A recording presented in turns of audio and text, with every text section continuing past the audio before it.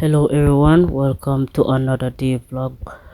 We're at the Rudolph Elder Park in Morant Bay, St. Thomas, where the Ministry of Economic Growth and Infrastructure Development will be having a public engagement session.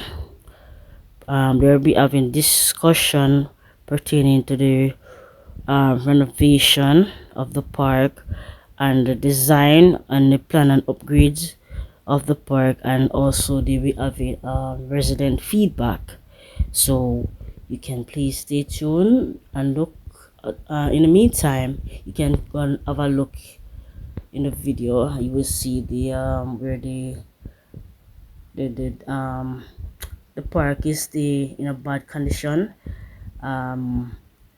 So please enjoy the view, and also later you'll be see where we have members of the government bodies. Jamaica. Yes, man, if you believe that St. Thomas is the best parish of Jamaica, let me hear you make some noise. Yes, man.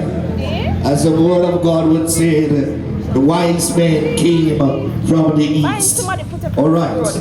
And so welcome to everyone. And so to give the official welcome on the program, this is to be done by His Worship the Mayor, Councillor Louis Chin, sorry, but unfortunately is unavoidably absent. And so coming to extend the welcome in his absence is the Deputy Mayor, Councillor Michael MacLeod. Please receive him as he comes at this time to extend welcome.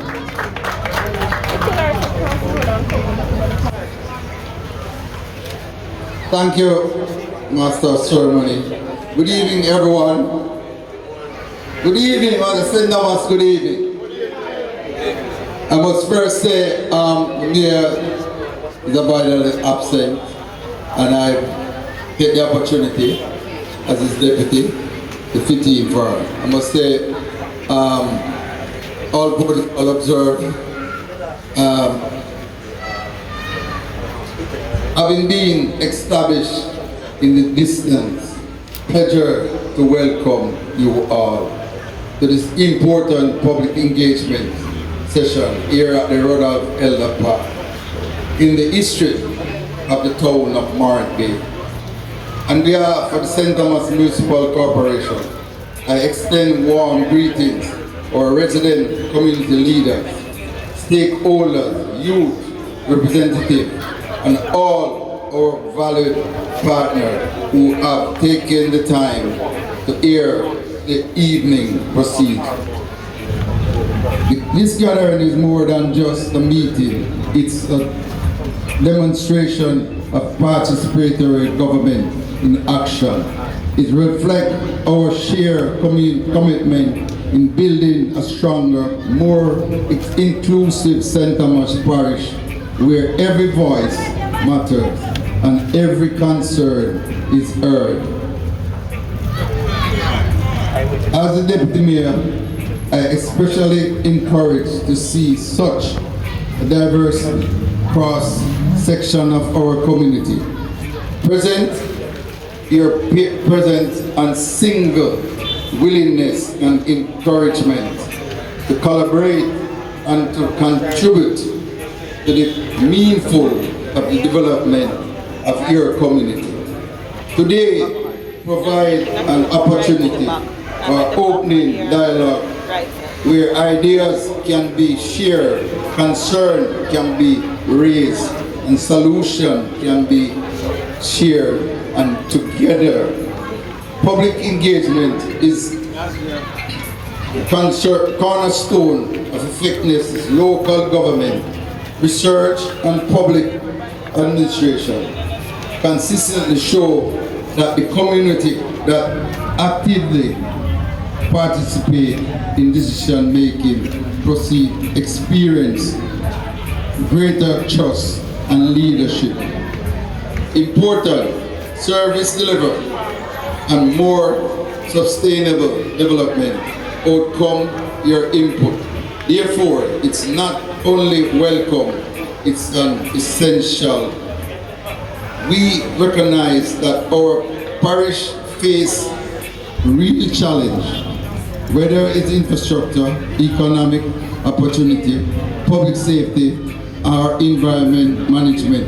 However, we also recognize that the treatment of potential and the existence within our people, by working together, we transform challenge into opportunities and vision into reality.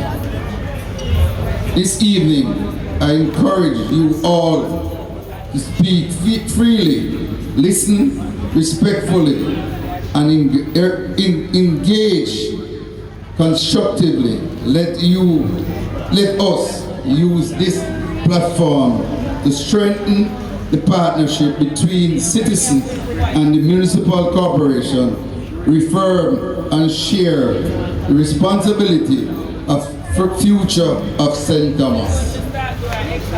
In closing, I thank you once again for your presence and your continued commitment to the development of your community. Together, let us move forward with a unity and purpose and determination. May this decision this evening fulfill and impact the life of all St. Thomas. Thank you very much.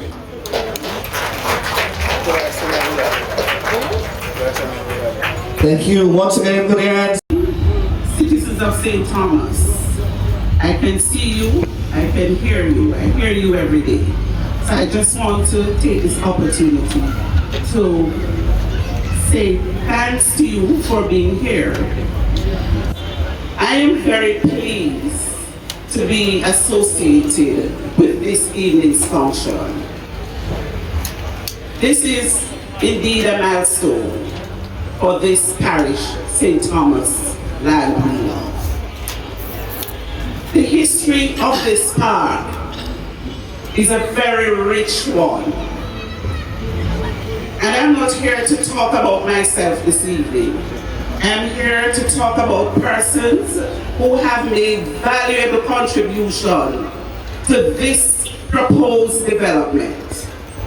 I remember the days when former councillor Rowan Bryan, everybody know him as Washi, may his soul rest in peace. Washi has always been talking about this park. Washi had a passion for this park. And in one certain way, I am pleased also to see the former mayor, Michael Hugh, present at this function, because I know that he made valuable contribution to this proposed development. I recall one day I was at a particular place and I saw Washing and former Mayor Hugh walking in the park. And I was a little bit inquisitive. I stopped by, and when they told me of the plan, Mayor Hugh outlined everything. And I too made my suggestion that what I would love to see is some shops right across. I even pointed out to him, I said, Mayor Hugh, this place was left unattended. And you see that wall over there? In 1996, I had the privilege of speaking to the then Lift Up Jamaica director to erect that wall across there. And you look at the court, the netball court, I was also instrumental.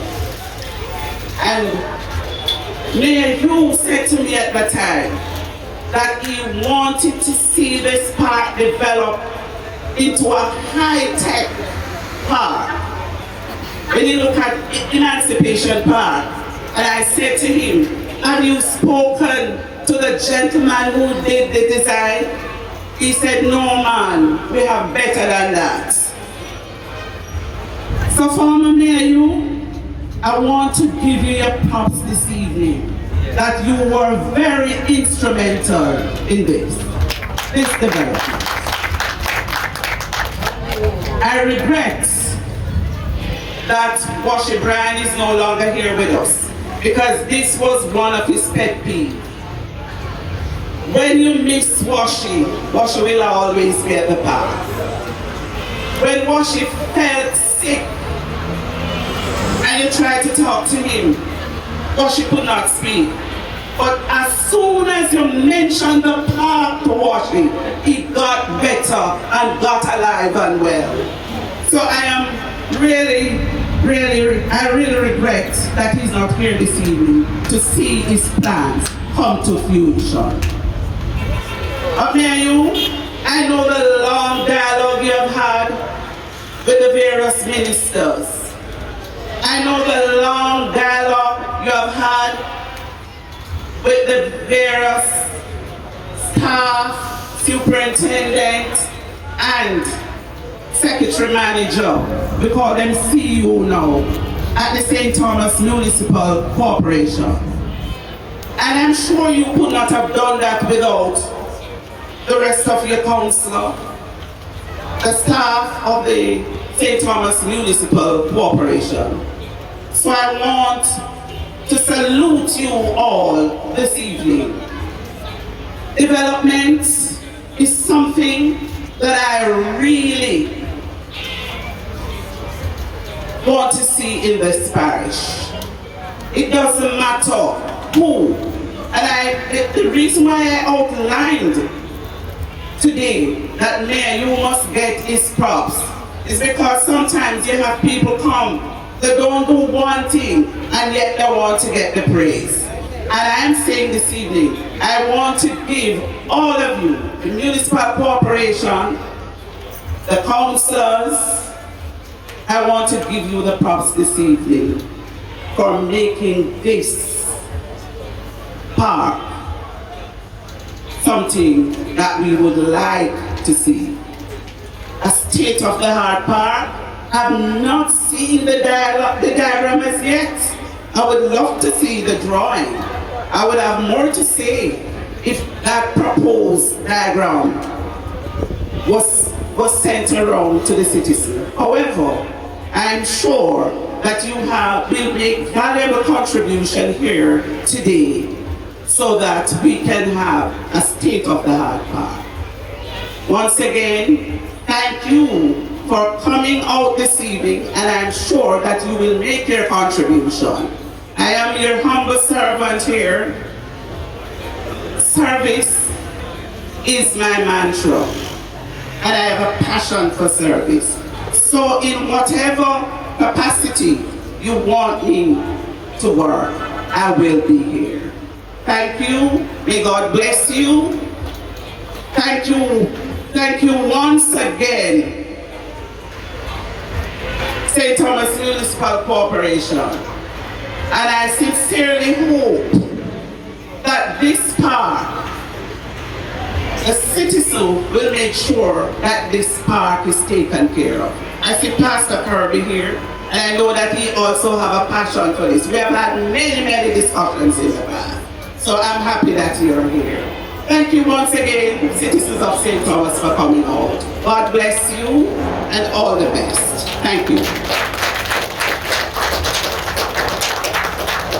Thank you very much. Put your hands together once more for a member of Parliament. Put your hands together for her at this time. Have the project purpose, background, and upgrade proposal, and this will be done by Mr. Raymond Poyser, Acting Principal Director of the Urban Renewal and Planning for the Ministry of Economic Growth and Infrastructure Development. Help me welcome Mr. Raymond Poyser.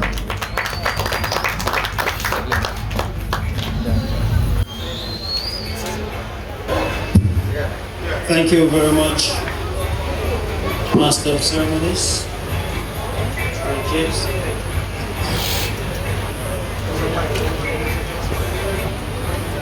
Deputy Mayor, Councillor Michael McLeod.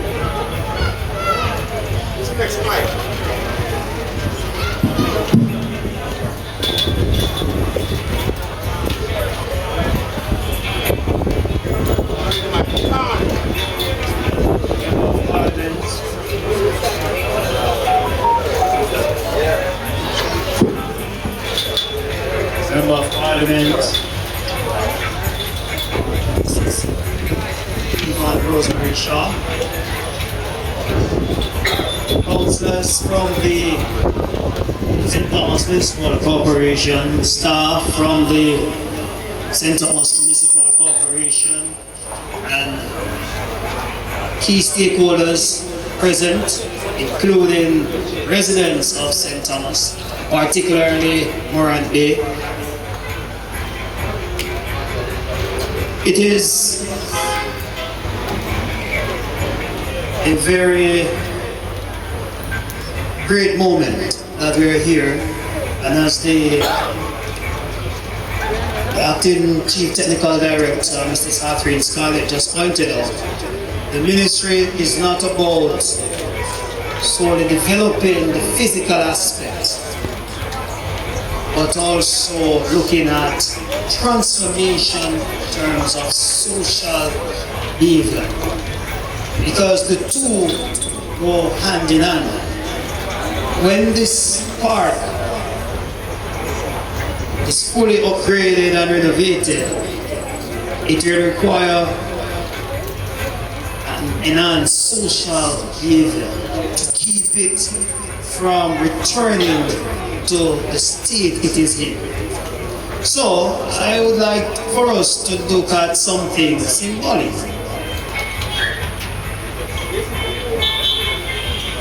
Those of you who know the phrase, draw a line in the sand. It is really an athletic term used to demonstrate a firm, non-negotiable commitment to a higher standard. And what I would want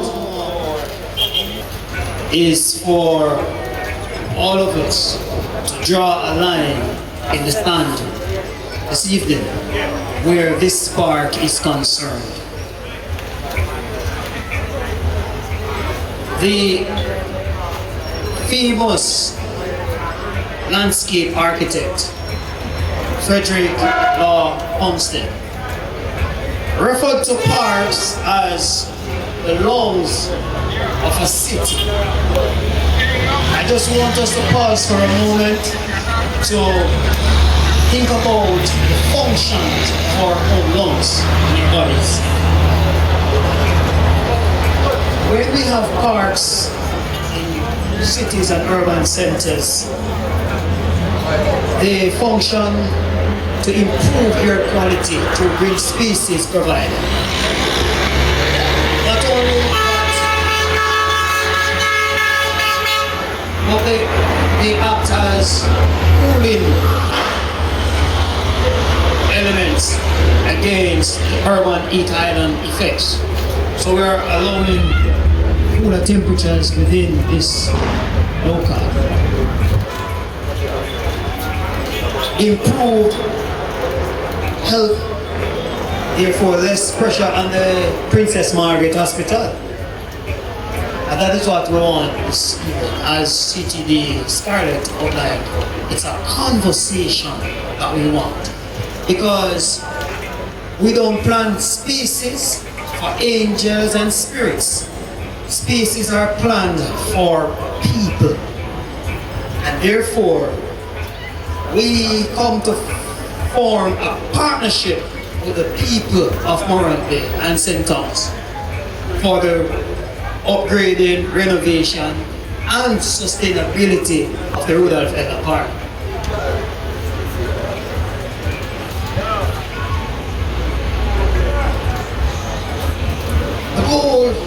of our upgrading project is to upgrade the park through the incorporation of elements that align with the key urban renewal tenets that will benefit the users. We're talking about the physical, economic, social, cultural, and importantly, so many times in the development we want to sacrifice the environmental aspect. So it is critical that we understand these elements, and these will be incorporated in design. And I will take you through a short walk, a presentation form, and you'll see how we intend to do so. There's a vision, and earlier we started the event by the singing of what I would call the most the number one anthem in the world. In those words that we sang, or those words that were played, it's a critical line. Give us vision, lest we perish. And the good book teaches us that without vision, people perish. So it is critical that we have a vision of the Rudolph Park. What does it look like? Right? What is a vision? Vision is a future state of a current element. So we are looking into the future. I heard the master of ceremony saying that all the good things that were spoken of the park being renovated would come to fruition in short order. And so it is not now, but while it is in short order, it's still the future. So we need a vision. What is that vision? A safe, vibrant,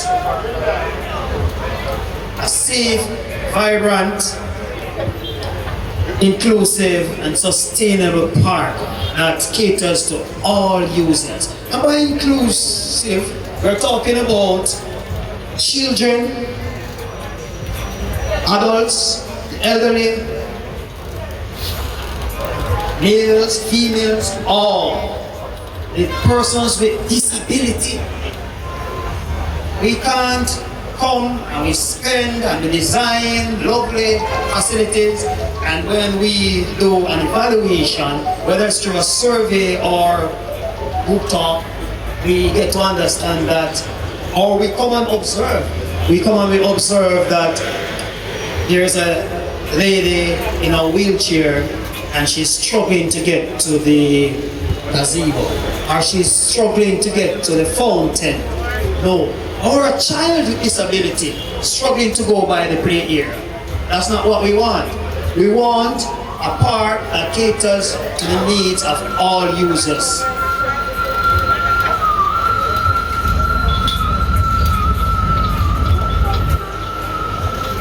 I just want to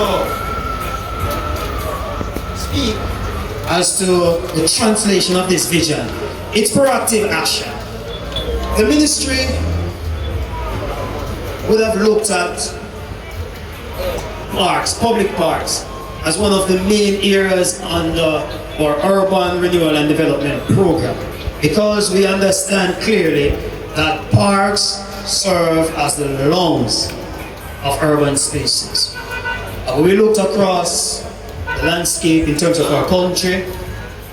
There are some public parks, but the main one persons can always talk about is which one? Emancipation Park in the capital. And just a few years ago, the Harmony Beach Park was constructed in Montego Bay, the second city. There are a few public parks, but they are not up to the standard and they are not catering to the needs of the residents within those spaces. So it is our concern and we want to change that. By changing that, we're being proactive. We want vibrant, safe spaces.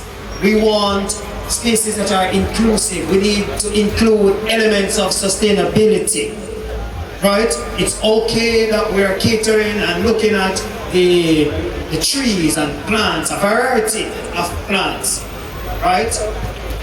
But also the benefits of the facility should be derived over the long term. That's why a maintenance plan is critical. And so the municipal corporation will be working closely with the ministry where this is concerned and working closely with the residents because we are in this thing together. So I spoke about the 5 elements earlier and incorporating these elements in the design. In terms of the physical, we're looking to change the image of this park. Persons, we have been here several times, the team from the ministry and the municipal corporation. We have been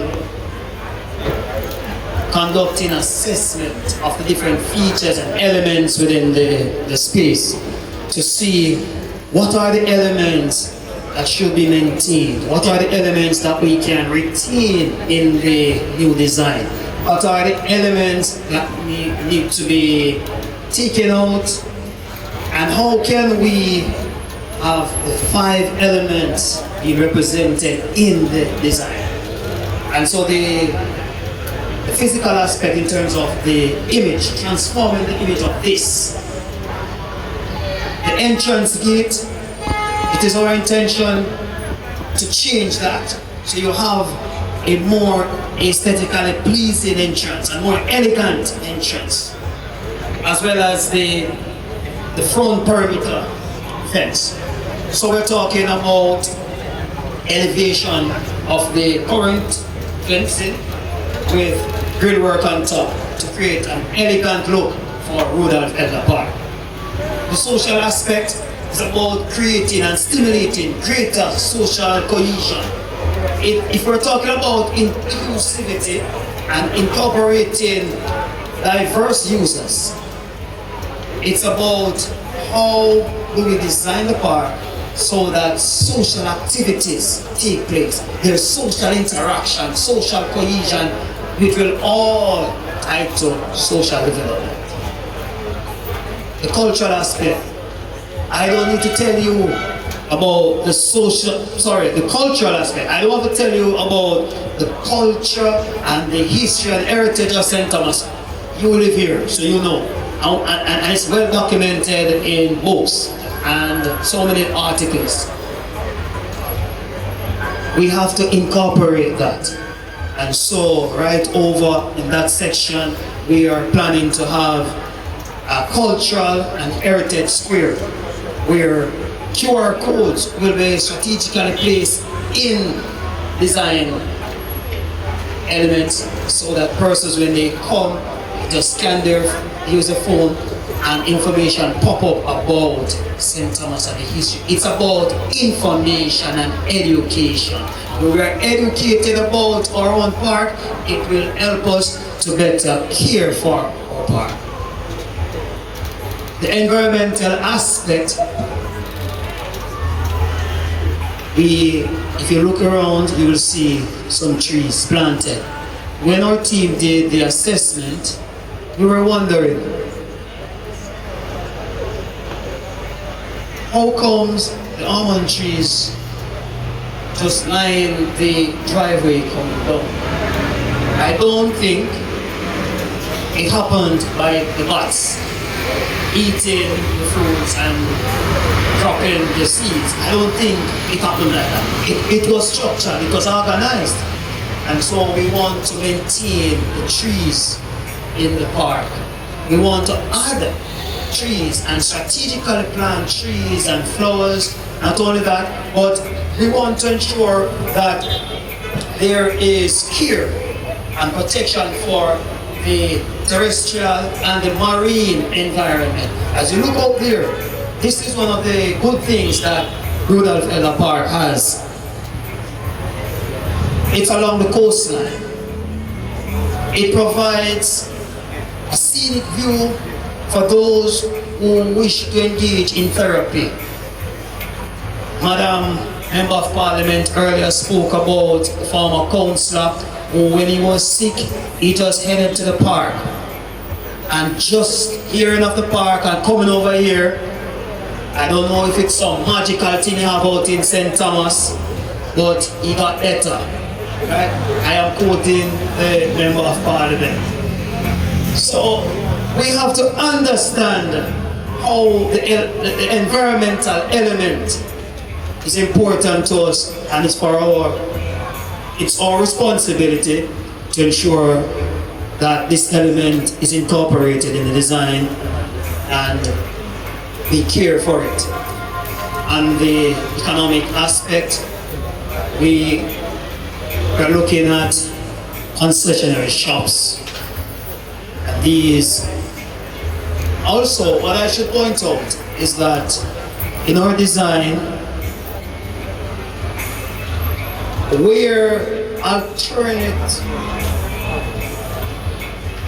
we can use alternative building materials, that will be incorporated. Mainly because it's not just about the hard concrete surfaces. We're not building a concrete jungle out here. And I'm going to show you something. Since our last visit, our urban renewal team at the ministry, we have been researching to look at materials for even the park furniture. For example, benches, and we have found some. There's going to be a jogging trail as well, and we're looking at how best can we reduce the amount of concrete. Yeah, it is very fascinating, and we get passionate when we discuss, and we have our vibrant discussions in the office about transformation of spaces. And I can say the Rudolph Elder Park is no different. As a matter of fact, this one is special mainly because of some existing features that we just can't ignore. And they are very good, beneficial, and we want to keep them in the design. So the concessionary shop is to promote the local entrepreneurship, as well as generate revenue which will go back into the maintenance and sustainability of the park. Very critical, because earlier we draw the line in the sand. It's non-negotiable. It's a commitment from all of us that Rudolph Elder Park should not return to the state it is in after we leave here and the upgrading works are completed. It's a commitment, and we have to hold firm to that commitment. St. Thomas residents, Moran Bay residents, you have to hold firm to that commitment. It's your park. It's your park. When the equipment and the materials, the project team leave, you will be here.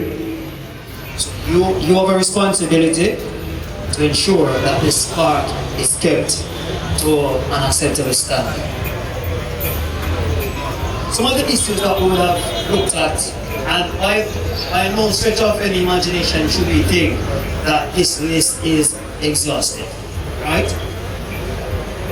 Right, we won't be here all night, so we're just going through some critical elements, issues that we have identified. So there's this functionality, and we refer to it as urban dysfunctionality, based on the element not serving the intended purpose, and so it doesn't complement existing or new development. So we have to change to make it functional and livable. When we came, and just earlier, if you go right now, if you don't believe me, because you don't have to take my word for it, go by the fountain, and you'll see a pile up of garbage in the fountain. You remember me there? So there's a waste management issue that has to be dealt with. Yeah. When we look at the beach, littered with garbage, there is a gully behind this wall, a lot of garbage washed down in it. That's not the part that we want. So we are going to fix that. There is also, in some cases, no garbage receptacles. There are limited garbage receptacles. I've seen a few, limited. And I don't think they are placed at a strategic point to invite persons to drop their garbage, dispose of garbage in there. The matter of safety and security. I was driving past here in November, coming from Portland. And when I looked over the park, it was dark. I said, no, that's not the type of park Rudolph that should be. So the elements, because we have children coming into the park, we have females into the park, we have users in the park, persons with disability come in the park. We're looking at how to limit or to reduce the risk factor and enhance safety. The threats that are posed as a result of the lack of safety elements and security, that's an issue and we have to change that. So that is why we're looking at enhancing and renovating the park. The environmental degradation that we spoke of earlier. There we have some features proposed, and I must say we have been to this park over 10 times. I have been here close to 8 times, and formally and informally. So if I call the informal times, and I know about go. But we have done a lot of assessment looking at critical features and areas of the park, and we just want to point them out in terms of what the scope will include. New entrance and perimeter fence, as I indicated earlier, walkways, and the walkways will be a mixture of colonial classic bricks and pavers. Walkways are strategic. Not only that, you just have a walkway because it's you want person, but persons must walk strategically and they should connect to important points in the park.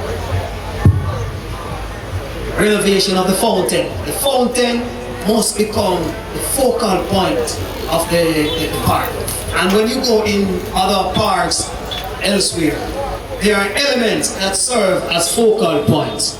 Some may be a fountain, some may be a monument, some may be a gazebo, but they are focal points, essential points that pull, and it's like the fingerprint, really, of the facility.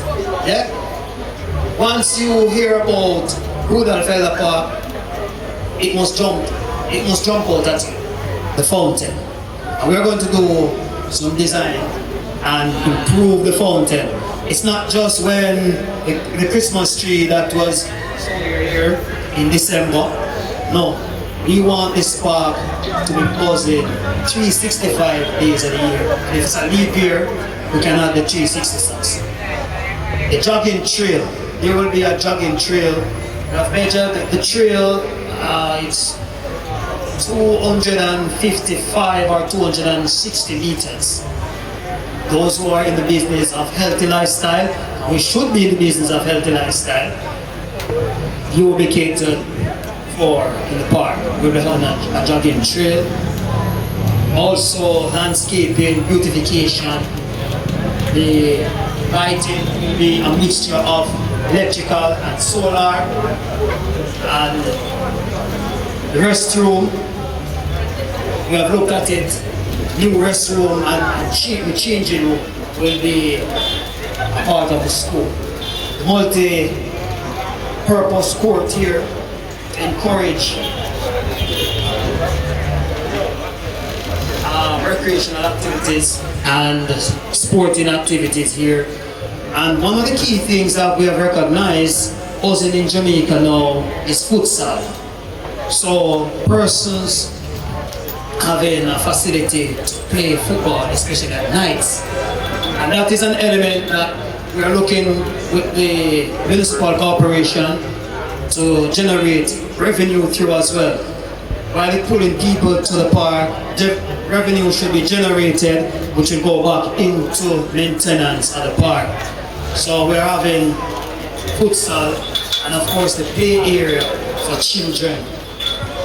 The concession shop area will also have an external or an extended eating area where persons purchase their snacks, the ice cream, the hot dog, and you dine with your family there, and you watch children play, and whatever photo you want to do. The cultural and heritage sphere, I mentioned that already. So there are so many different things that are included in the school. So upgrade this facility, transforming this space. And with the physical transformation, we want to marry social transformation so that there is a difference. People feel different and act differently when they come into the Rudolph Elder Park. Ladies and gentlemen, I won't stand in your way any further because we want to hear from you. We want to have conversation. That is why we're here. But before we could have the conversation, it was necessary to lay the foundation so that we understand how we can shape the conversation and the type of questions that you want to formulate and ask. Thank you very much for your time, and we wish we will continue working together for the betterment of Morant Bay, St. Thomas, and Jamaica by extension. Thank you very much. Acting Community Integration Manager of the Ministry of Economic Growth and Infrastructure Development. Please welcome Mr. Jarrett at this time. He's going to lead us in the question and answer section.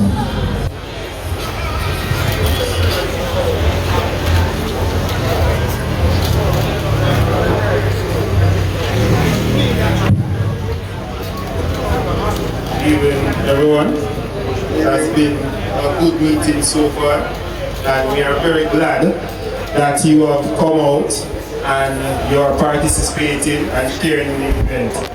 What we have up on the screen are just some images of concepts of what we hope the park to look like. These are preliminary, and they are just to tease your brain to see what a park at Rudolph Elder could look like in terms of its redevelopment. What we'll do is we'll have someone walking around with a mic and basically taking questions from members in the audience. We are asking that everyone share what they think, any questions, any queries. We will actually take them on board and will help us in the design. We have one person ready and ready to go, and we'll get to him in a bit. Introduce yourself and tell us what you want to know. Let me say a pleasant good night to all with all protocols observed. My name is Vincent Downey. I am a true-born resident of this parish. My main question with this inclusive park and all the proposed features of this park, my main question is about the pedestrian. Will there be an additional walkway or a bridge? If you look at the garden bridge, you will realize that entering the park there is a problem. If you look within the parish now, you realize that everyone is owning vehicle, and sometimes when you look, the vehicle and the pedestrians are rubbing shoulder to shoulder. So if you're coming from town and you're entering into our town, this is currently on the right side, I am proposing, if there is any space in the proposed feature, that a bridge for pedestrian, a well-laid, modern type pedestrian bridge be fit to this inclusive part where all persons of all age groups can use that bridge entering into this newly proposed inclusive park. Thank you so much. To that, we can talk further about the bridge aspect. But what we are committing to do is to have a pedestrian gate that leads directly into the park, which is separate from the driving.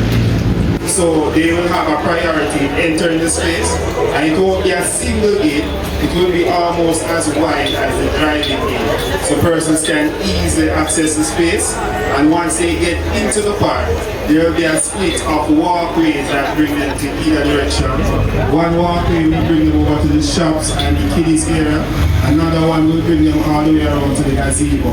So we'll have basically routes for pedestrians, and we'll also think about how we manage the pedestrian experience within the park, because the park is not just for vehicles driving in, but for persons on foot of all ages using the space.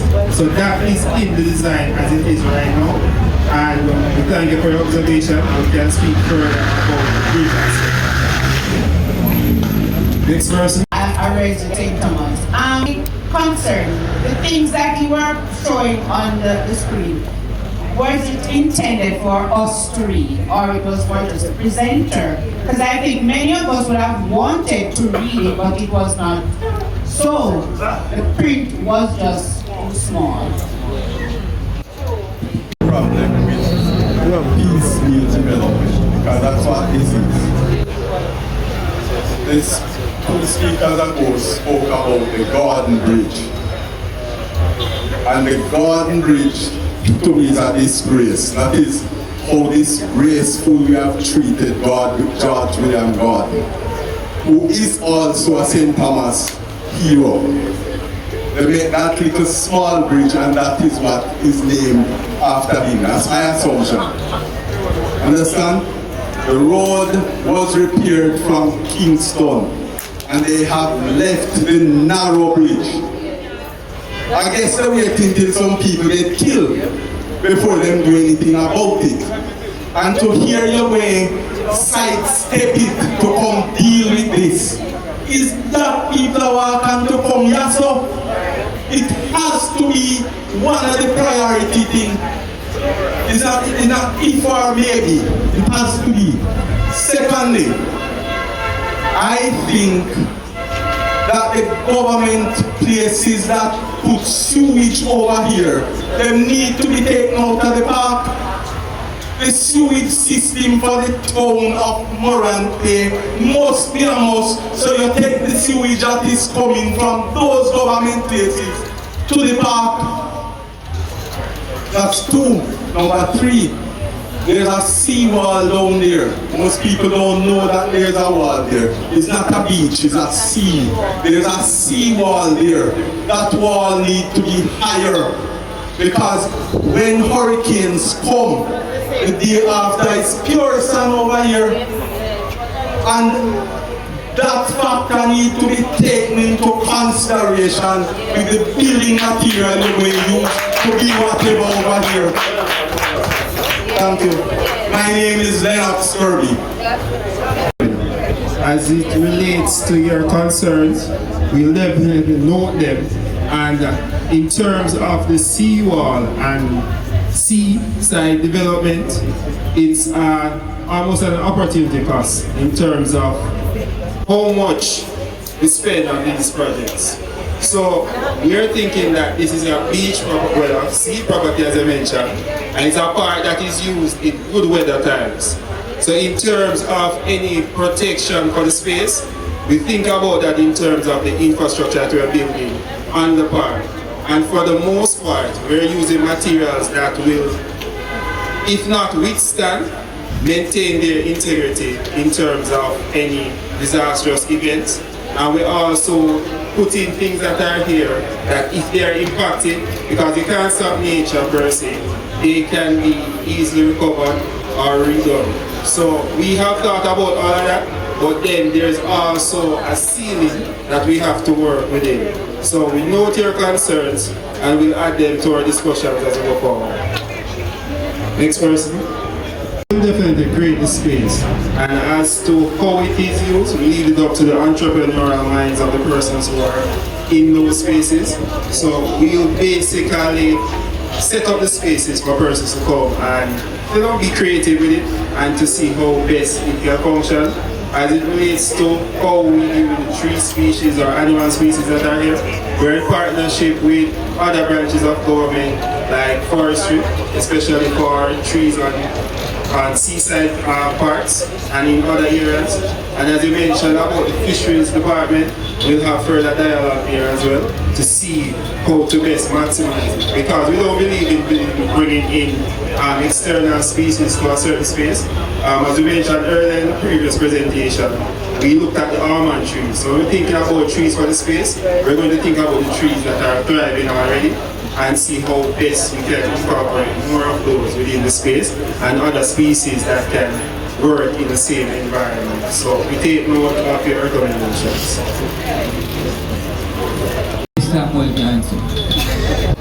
Olivia so. The barn and go St. Thomas. Every day we hear say they must fix the park. They wait till election they say they must fix park. Number one, it not started, you know. One, wash it, Brian. Vigilant to fix the park. It happen, time pass and gone. Rosemary Shaw, the big lady up there, so. Do the same thing. It happen. We not talk about the park now. There's a police over there, everything set up. We see to the children that mash up the park. Number two, St. Thomas people put time for wise up. You see the sea where man talk about down there, so? People dead. I can remember up there, so a young man carry a young man and kill him right up there, so. Me not talk nothing, me talk about me know, I experience. And my last speech, the park need to come back. I mean, I talk just word of mouth. I just word of mouth. And you put something in action and show it to the citizens of St. Thomas. They got ever bless you know and keep you know. And you do the work and do it proper in the right manner. Yes, definitely meditating. And I'm glad you made mention of caring of the park.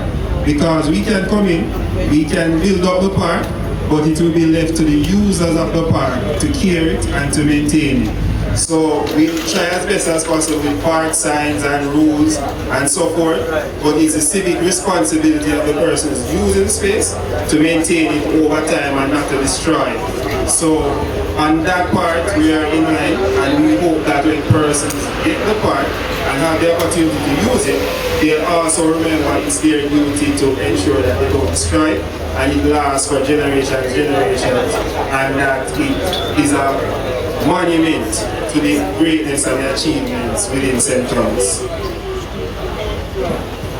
I'm a resident of St. Thomas and I'm a vendor right up here. I'm also a Lyconian. Things I want to know, I'm talking about Put the mic to your lips. and other vendors as well. What we want to know, are you guys going to cater for us as the vendors? And not only a vendor, but a student of Michael. This is actually my livelihood. What I really do is pertaining to health. So what I do want to know, if there's going to be any form of any containers or anything to facilitate us that we can rent that is affordable and not too expensive. Phenomenon would rather rent it again. And the bin at the park, it is not presentable, it will look good fair park really, because St. Thomas is been known, this park is the best in Jamaica. And for the bin to be out there, I don't think a park should really have a bin.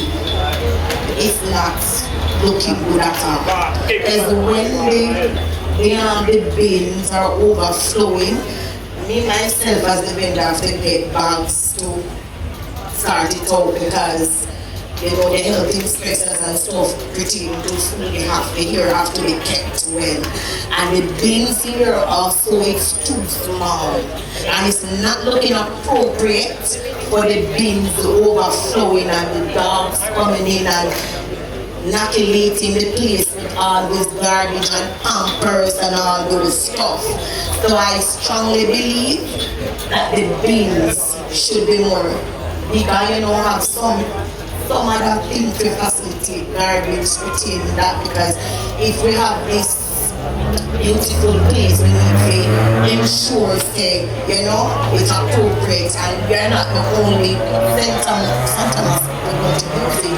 We have tourists is going to come here as well, and we want who when they come in, they can say yes, this is fully equipped, it is fully kept, and the benches and stuff like that. And if the plan is, well, they say the plan is there and it's just a sketch of this, I strongly believe if the politician says, well, this is what we're going to do, I will put my trust and wait and say okay, but I am defending myself and my community to ensure that we have somewhere where we can vend as well. Okay, noted. A big part of this. I'm Paul Ellington, resident of St. Thomas. A part of what you said towards the end, I will just start there, because one of my concerns is the maintenance of the park once it is refurbished and upgraded. Some years ago, the licensed beach, there was significant upgrade there, and it was finished. It looked quite nice. And today, it is in a very bad condition. So, my thing is once the resources are put in, there must be an agency with the responsibility and the budget to maintain it, so that we can have something in the parish that maintains standard. That's one. Two, I'm not sure if I caught everything, and I could not see the sites properly because the print was fine. But in terms of new, I heard the jogging trail and the shops and the improvement of the fountain. Are those the new additions? Also, there will be an area for futsal. We're thinking about the volleyball space on the stand. You'll have a coordinated parking space, a road that will run through the park, hopefully a one-way going through, so you don't have a conflict at the gate. And outside of that, as you mentioned, the shops, and also the lawn area with sitting spaces and benches, lights, garbage receptacles, and also a heritage corner that will talk about the historic spaces. Alright, very good, because that was going to be my suggestion. A heritage corner, a nice little area, you know, where persons can come and get interesting facts about the parish, and you know, because you know our history here is very strong. So I am voting for the heritage corner, and you know, another section where we can highlight, you know, our country, parish, whatever. So I am happy to know that it is not just the upgrade of the fountain and the jogging trail, but there's going to be a heritage corner. Thank you very much. Your concern is maintenance, which is very concerned. As part of the plan to upgrade and innovate is for the municipal corporation to prepare a maintenance and sustainability plan. The municipal corporation is custodian of the park. Therefore, we'll be working in partnership for this to be established.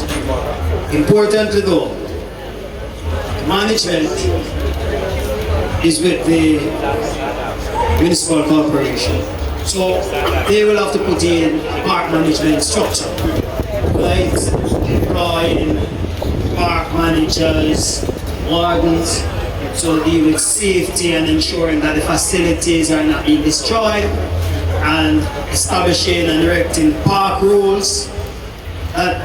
These are things that will be mandatory in going forward. Because remember earlier, were you here earlier when I did the presentation? We all drew a line in the sand, right? So we're not, all of us, especially users and municipal corporation, the responsibility for due care for the park will rest on your shoulders, right? So residents have a responsibility. And when the park rules are installed and erected, that persons obey the rules, or they will face the penalties that will be associated with it. As there is a system. No, I'm saying I believe that because if you look, for instance, at the park in Kingston, Emancipation Park, I don't see it being destroyed. It is well maintained and it is okay. So I don't think we, as the citizens of St. Thomas, we will destroy our park. We will take care of it as long as there is a proper maintenance plan, proper budget, proper management. We will support it. Yes. Very good to know. Cleanliness is godliness. Yes. I love the meeting. I lift up my eyes unto the hills whence cometh my help. My help cometh from God who made heaven and earth. Will not suffer my foot to be moved. He that keepeth will not slumber. He only shall keep in a slumber that slept. Our Lord is thy keeper. Lord is thy shield upon our right hand. The sun will not smite us by day, and the moon not sky by night. Lord has preserved us from all evil. He has preserved us all. Lord of Spirit, going out tonight coming in from this time 14 blood for more season. And the meditation of our heart words from our mouth. We accept every day sight our God. All strength and Redeemer. We live it and reign it forever still. Love beloved, love virgin. Cleanliness and godliness. I love the meeting. Fix it up. Fix the park of St. Thomas. We love St. Thomas, you know. We love them too. You know, so we're going down the country the other day. Bless God and live, man, and give us strength. He gives us knowledge, understanding, one love, St. Thomas people. Lift up St. Thomas. I was born about 100 yards away from the park. I don't know how many people inside here can tell me how the park was structured before. I really want to ask a question. This is a general question. When this implementation of this development of this park, the community, the church of the community in St. Thomas was informed about this meeting. Yeah, we send out in and around Moran Bay, and we have invited special persons in terms of different entities, citizens associations, schools, businesses, and so forth. So there is even a form online that everyone here can scan a QR code or go on the link and fill out a survey and give us specifically what are the things that you are looking towards in terms of the development of this park. And we will definitely go through them and use them in our meetings to come up with a final design to implement for the space. Alright, now I ask St. Thomas people now. You know how much time the government of Jamaica always talk something about the development of the parish of Jamaica. Now, St. Thomas, we always get some promises about building this building that. You see this park here, we can tell anyone inside here or the park instructor. 1968, the youth are swimming at the lake. Surrounding. You have right around where the youth are have bicycle race at Sunday evening time. The children them play one game with 4 trees that was planted in this park. In cockfight. I don't know if any one of these little youngsters know about it. There's a little yellow thing where we play with. If you are going to design a park and you have certain things where the youth they can enjoy,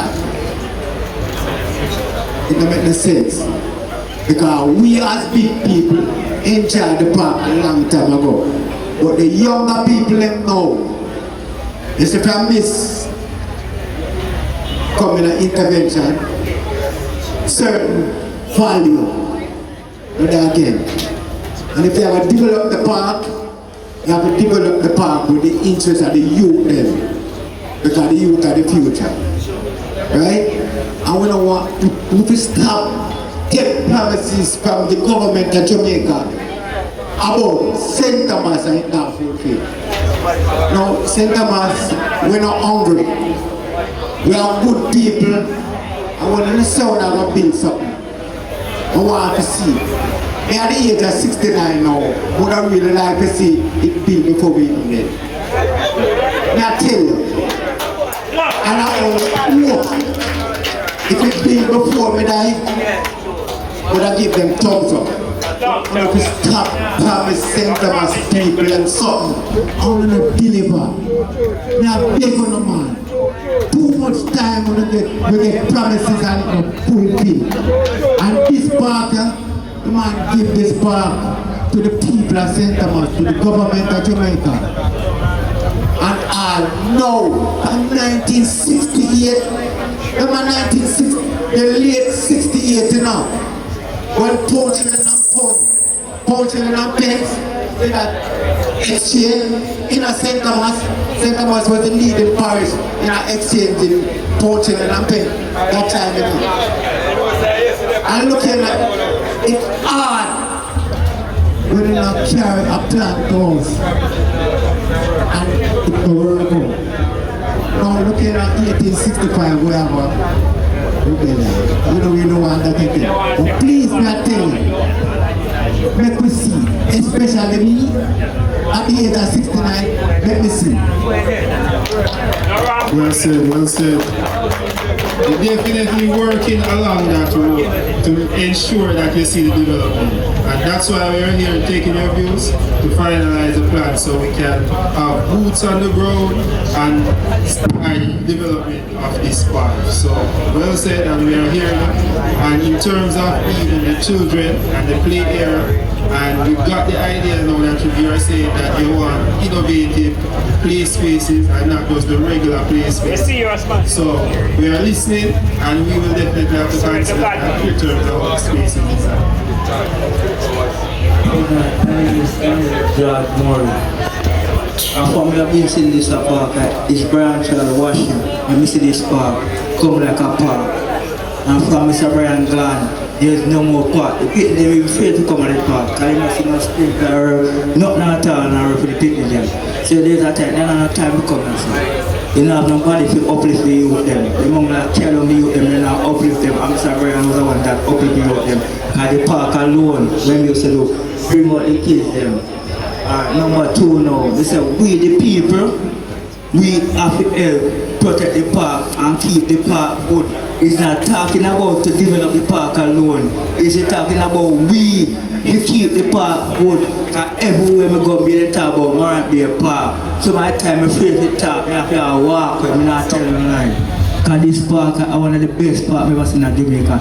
It's the one that the Prime Minister built, good like this. So they say we the people, it's not talking about build the park alone. It's talking about to take care of the park. and make the park uplift, that people can come down and say, we keep the park good. If a rubbish drop there, sir, you take it up and put it into a bin. Don't walk left it, don't throw it away there, sir. You drink out a bottle, you put it somewhere in the bin. Don't throw it there and walk left it. So we need to uplift the park. We the people have to uplift the park. Without we don't uplift the park, we now get no help or we now get no support. So we're going to forever get promised. The infrastructure that is put in and maintain the space, and we will definitely start the process and leave it up to the community to maintain and ensure that the park lasts as long as possible. An attorney here practicing in the parish. I do think this is a good development to embark on, but my question to you is in terms of your planning for this space. What measures have you included in your plan that would ensure the safety of users of the space throughout the day and even at night? So not just for municipal corporation putting plans in place, but what measures have you included in your development that would ensure the safety of users of the space? We just go back to what was mentioned earlier in terms of safety for the space. Feet.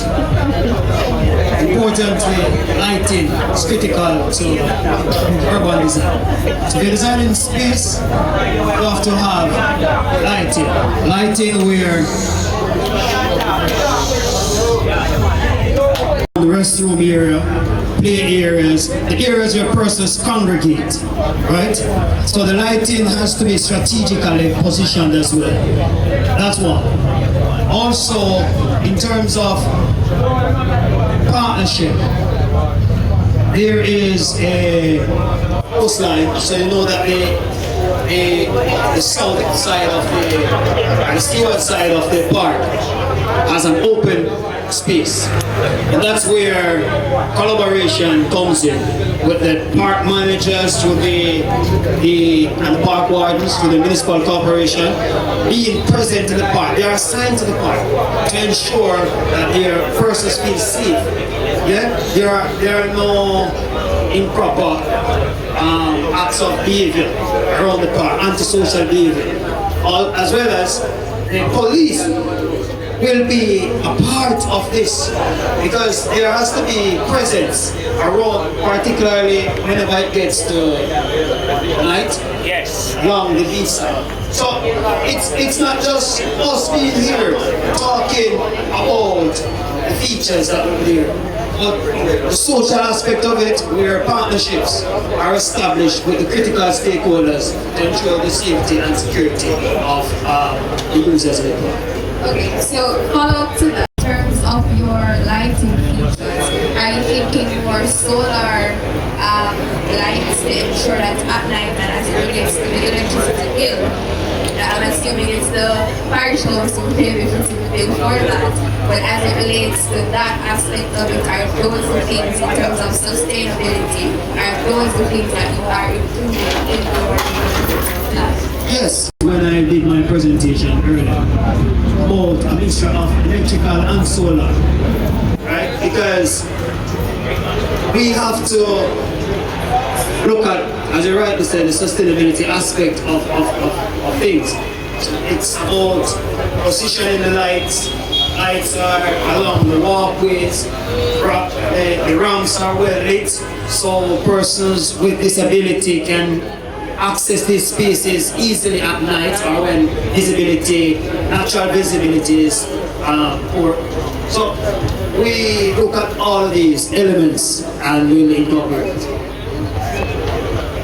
The safety by design.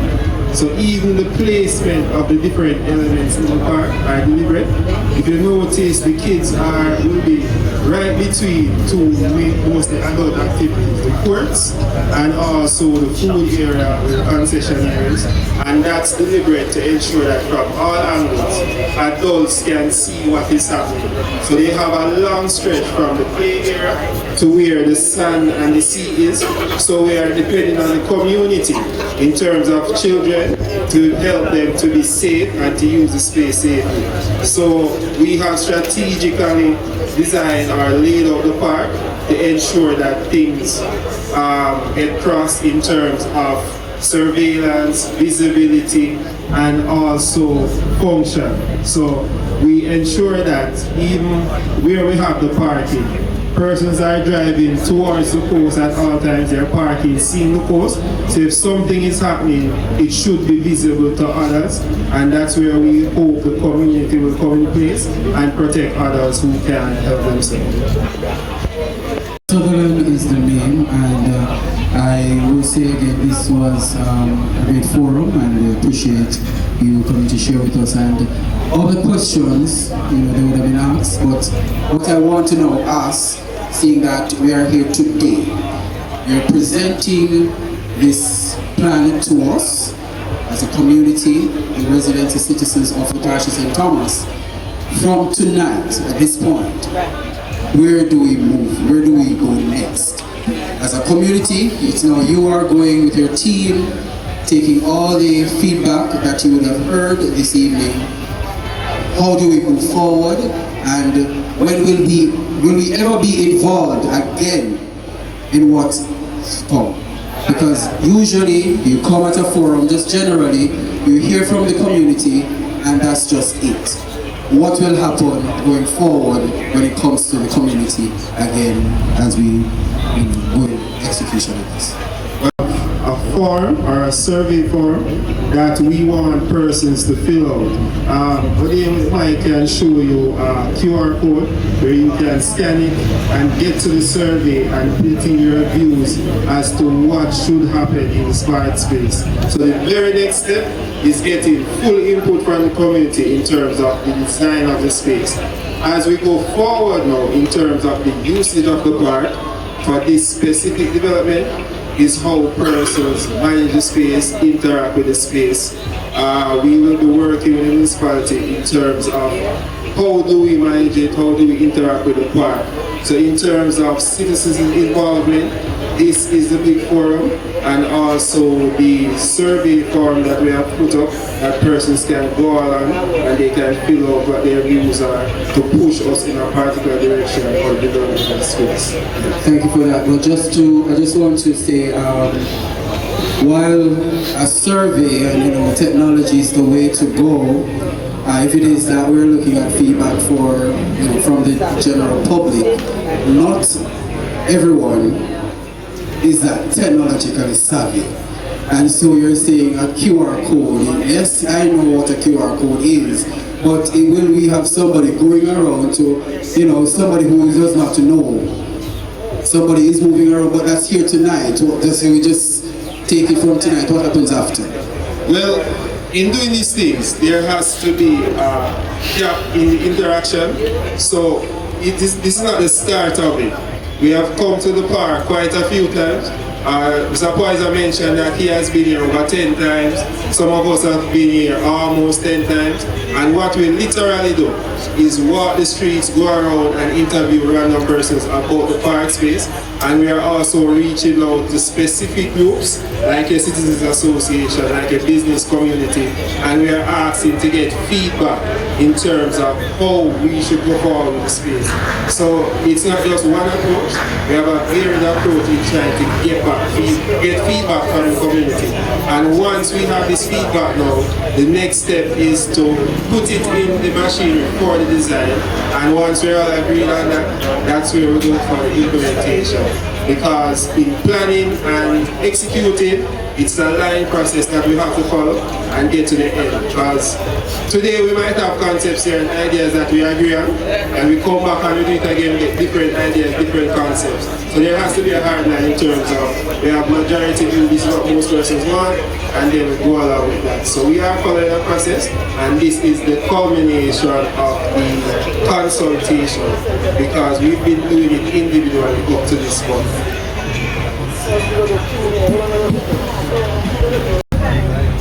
Tonight, I am part of the force of police. Tonight, I love my big band.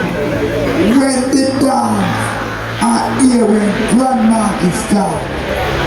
People, me, I be coming here and walk and pick up bottle, put in the jumper, day by day, night by night. People, I can't tell you, I need the park to come like park, because time will come with tourists will come here and do the park, and we need the MP to come together and we will show Eastern St. Thomas what this park is for. Glory unto God. Happy. I want the all MP. I hope when this start, I don't want nobody say the park now go work on MP, Prime Minister, Councillor. We need to come together and work on the park, because when they have dance and gone on the park, now look more, it burn my heart. I'm doing right now. Peace and peace, perfect peace, in Marrakech, peace, perfect peace.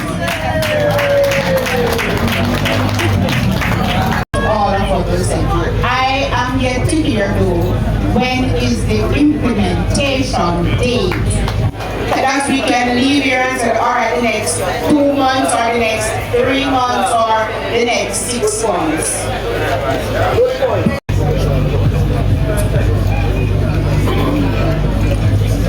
As we stand here tonight, it is, I can't give, the ministry cannot give a definitive date when the actual work will commence. And I'll tell you, the gentleman who spoke and asked about what's the next steps. So, critical to all of this, before we can ever get to the implementation aspect, is a procurement process. So, when we leave here, we have solicited the views from and your input. We will sift through them, incorporate elements, because some of you will have mentioned things that we have already considered. Yeah? The elements that you have introduced to us, we will look to see how they are incorporated. I'll explain that. So after the sifting through of the inputs and modifying, looking at the design, informing design through that, what is developed is a scope of work. The scope basically outlines all that will be done, from the restroom to the gazebo, planting grass, laying curb wall to create sidewalks, and the scope of work. The scope of work will then inform the actual drawing. Yeah? The municipal corporation is responsible for that. So we're working in tandem with the municipal corporation. Once we finalize the drawings, the procurement aspect kicks in. The procurement aspect is where we go to invite. So we throw it open based on what value, based on the estimate that we come out at. It is sent on the government platform. It's called budget. That is Government of Jamaica Electronic Procurement. It's a website platform that you go on, and once you upload the documents, the drawings, the scope of work, and a blank bill of quantities, all the potential or prospective contractors will see that. Once they see it and they're interested, they will download, they will input their rates, For example, you decide that you want to build a gate out here, so you think that maybe the gate is $50. Another contractor might say this gate is $80. Another contractor, whatever the rate that the contractor is doing, right? It's their rates. Once that is done, there's an evaluation process. For all the bids must be evaluated for us to determine who is the successful contractor. There are criteria established, and these criteria are also included in the procurement aspect when the document is uploaded on the Government of Jamaica electronic procurement platform. Once there is an evaluation and a suitable contractor has met and satisfies once the contractor satisfies the requirements and the criteria, recommendation is made, and this based on the scope of work that we're looking at for this part, it is a high level procurement, which means there are different layers or tiers that it must go through. Right? So it comes at the ministry where it is evaluated and a recommendation is made. It goes now to the sector committee at the PPC, that's the Public Procurement Commission. Yeah? Where you have to now justify why I gave Mrs. Scarlett, why I said Mrs. Scarlett is the preferred or the suitable contractor based on the criteria that were set out. Once that happens, you get the endorsement from the Public Procurement Commission, it goes to the Cabinet. Once it goes to Cabinet, once the Cabinet is satisfied that the processes have been accomplished and they meet government procurement guidelines as per the Public Procurement Act and regulations, Cabinet will then what? Cabinet will then what? We can write now to the successful contractor that you have been successful in your bid and you have been awarded this contract to implement the proposed works at the Rudolph Park. Once the contractor receives the contract, he submits his documents, insurance, the work schedule to see from when the start date to the end date, all the necessary documents vetted. The contractor signs his contract, ministry signs off. We have something binding. Works will commence. Well, I don't know if you are better placed at the procurement committee. That won't be the case, right? So, I was online to the gathering here. When you listen to the news and you hear matters pertaining to procurement, it's a very important and serious matter, procurement. Because what is important, apart from encouraging competitiveness among contractors, the government wants to know that it's getting value for taxpayers' dollar. That is critical. So there are different layers and there are safeguards in place when it comes down to public procurement, because it is not, the money is not coming out of the MP's pocket or the council's pocket. It's not coming out of my pocket per se as an employee of the ministry. It is coming from the coffers where the public that pay taxes. Yeah, so it's public funds. And so we have to understand the seriousness of procurement. It's not a friend and company thing. There are layers and safeguards in place as by the Procurement Act and the Public Procurement Act and the Public Procurement Regulations. And we have to satisfy those. It's very clear, because I'm sure you don't want when we go through all of this tonight, and we go through the process, and we go to tender, and we get a contractor, you realize that it's a shabby contractor. You don't want that, don't it, St. Thomas? You don't want that.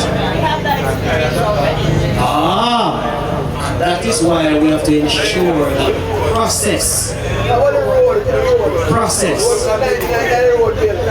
Understand? Process is followed. So some folks say that a change is on the come. And so we have to understand that it is not. I heard the concerns that persons have been down this road before, but we are here tonight, and your contribution is very important to the process. When we leave here, it is about turning the ignition on, to drive out on this process down the road, so that this becomes a reality, so that next year we won't have to pitch a tent again to say we consulted anybody, because we won't need to consult. Yeah? And hopefully next time when we come here, we're in a tranquil space. Children are don't break long time and not breaking ground again until children playing, lights are on, and persons jogging around. So many users around the park. That's what we're all aiming for. It's very important that your tax dollars are spent right way. Alright? Sir, I would really want for you to read confusion on my face. Because I feel like I'm in a maze. I asked a question that could just, you simply could tell me, next year, the next 5 years or something, and we're not, okay, you have that beautiful outline there. Are you telling me, or am I to understand then that no consideration of any amount of money that will have taken, or something like that? They have something that is called a feasibility study or anything, and you come here and we are here and we are leaving here. Well, I am leaving here more confused than I came, because I am not hearing that a timeline is attached to this thing, and you're telling me about all of those glorious and fancy things and procurement and all of those things. It has not answered my question, and I am really very more confused. I can really confusion on my face because I don't hide my emotion. I wear it sometimes on my face. Alright, I will recall my first statement and answer. I cannot give you a definitive timeline. What I did was to help explain the process that we have to go through. So I cannot. It would be irresponsible to come and tell you we're going to start next. We're going to start May. And when May comes, we just start the process of uploading the document. Then you understand where to see that again, the man did right, when the man said, then come and promise, then promise, then promise. I'm not in the business of promise. That's not my mantra. So I had to explain the process so that all the persons here can understand what we go through in terms of public spending. So I can't give it a definitive time. It is our duty when we leave here to go to our offices, go through the comments and the feedback that you have provided, incorporate as many as practical, move on to the next stage where the scope of work is done and the joint and then the procurement aspect. Alright?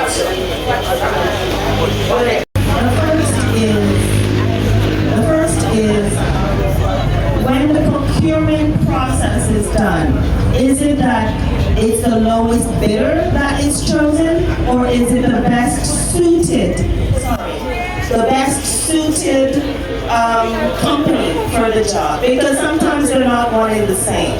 All right. My second thing is, you were just explaining just how all this thing works.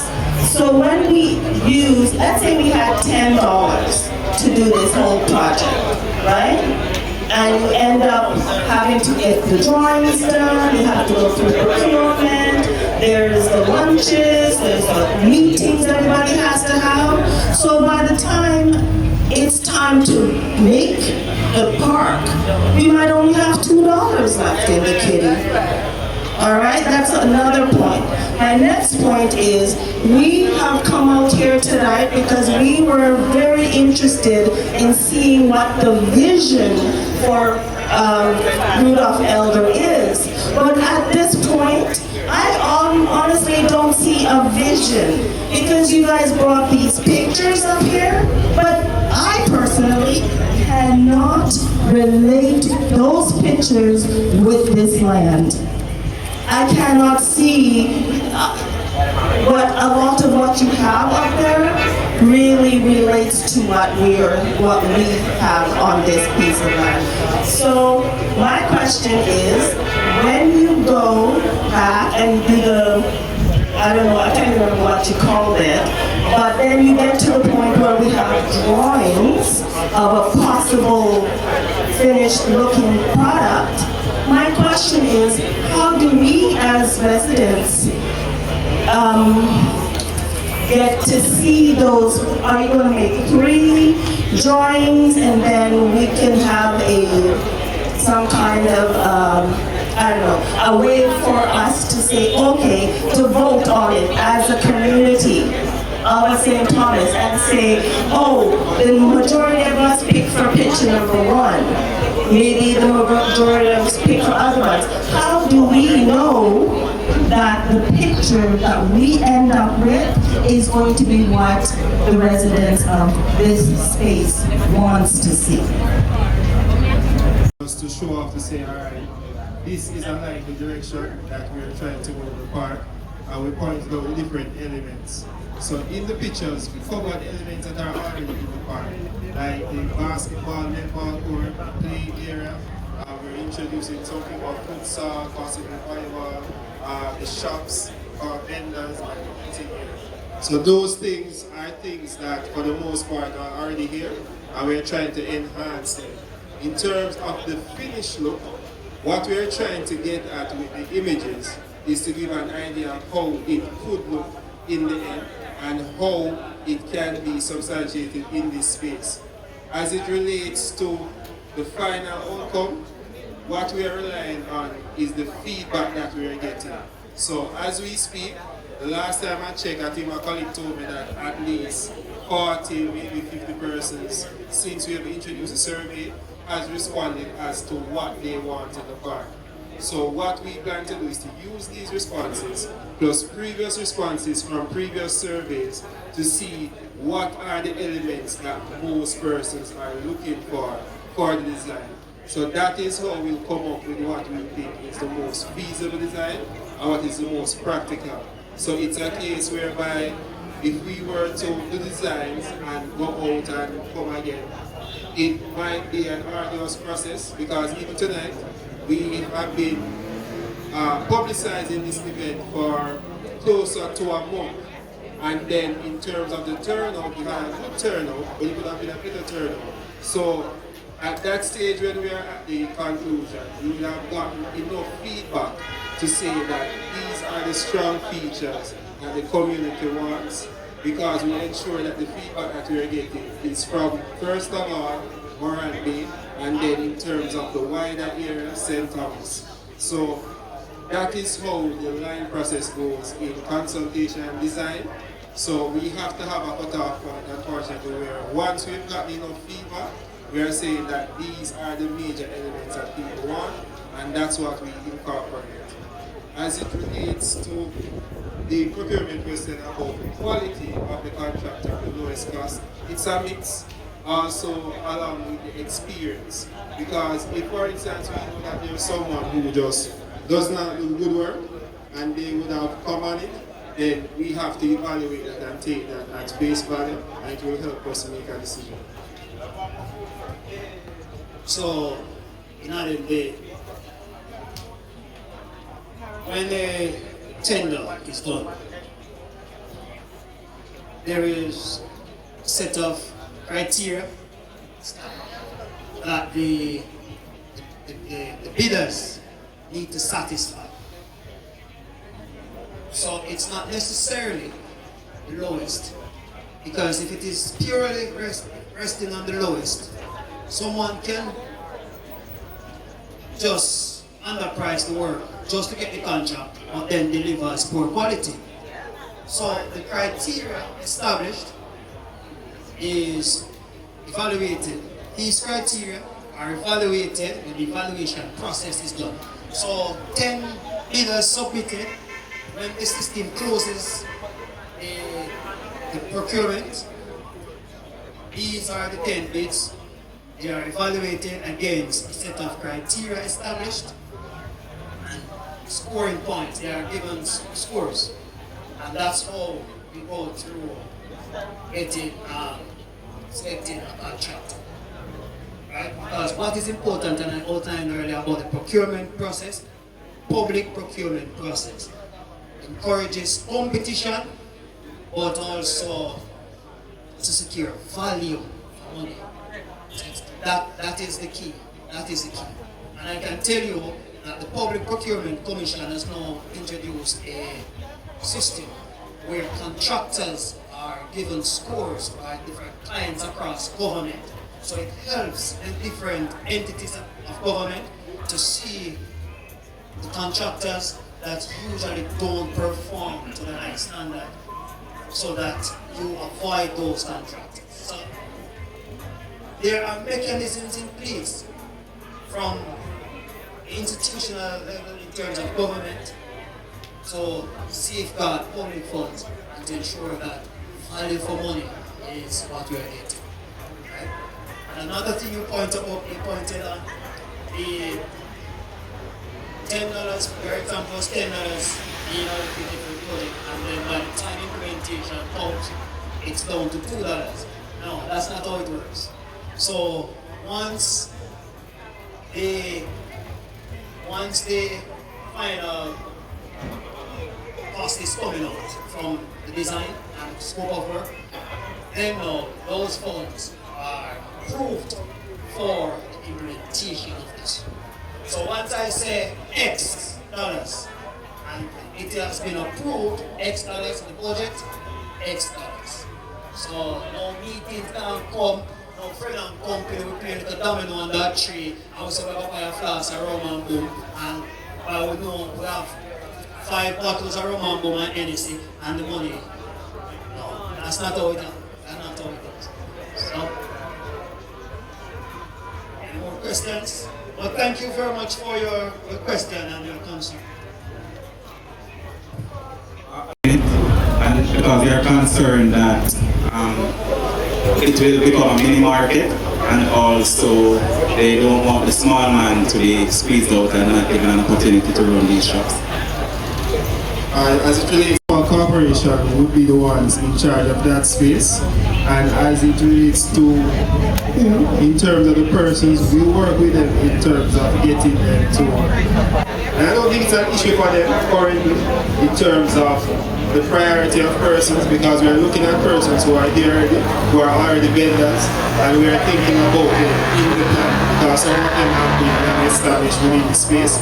So they will be considered, and we will work with the MC to ensure that in terms of how they mind the space and the rules that they put up, that persons sign on to something that they will be held accountable for, and they will have to manage their space in a particular way. We've done in other parishes similar projects where a big part of it is even the training of the persons who get the spaces from an entrepreneurial level, and how to manage and how to work efficiently. So there will be safeguards to protect the space from coming into dysfunction or disrepair.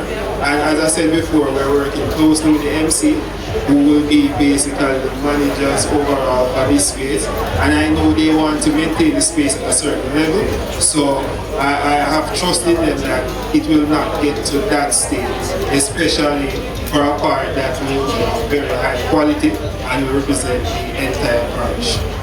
I would like to thank everyone for the questions they asked, and as I stressed to mention, this is what will inform the final plan. These are ideas that we weren't necessarily thinking fully about, because I like the idea about the key display area in terms of rethinking what are the elements that you put there. Is it just the regular elements, or you put in some things that we used to go back in the past? One good thing, an example that we can take is in Emancipation Park, where they have hopscotch, and it's a very popular thing.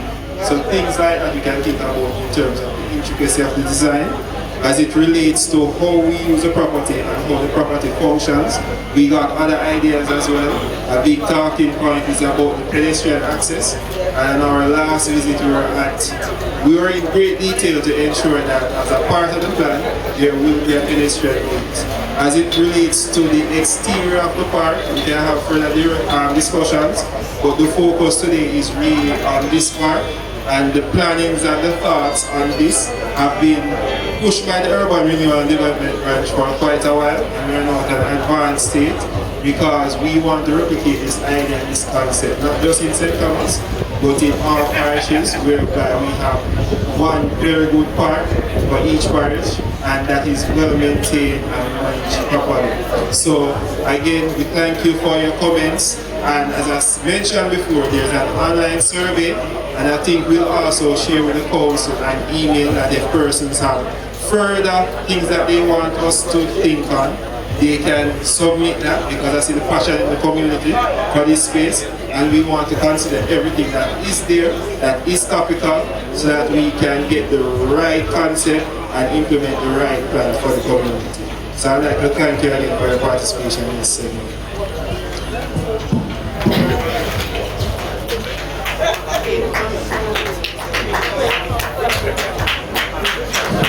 Yes, put your hands together once more for Mr. Sean Garrett, leading the question and answer. Mr. Sean, indeed. Big up country girl media. You hear me I say? A boom melody this. And big up country girl media. Support the team. You hear me I say? Support the channels, yeah. Big up, country girl media. Rastafari.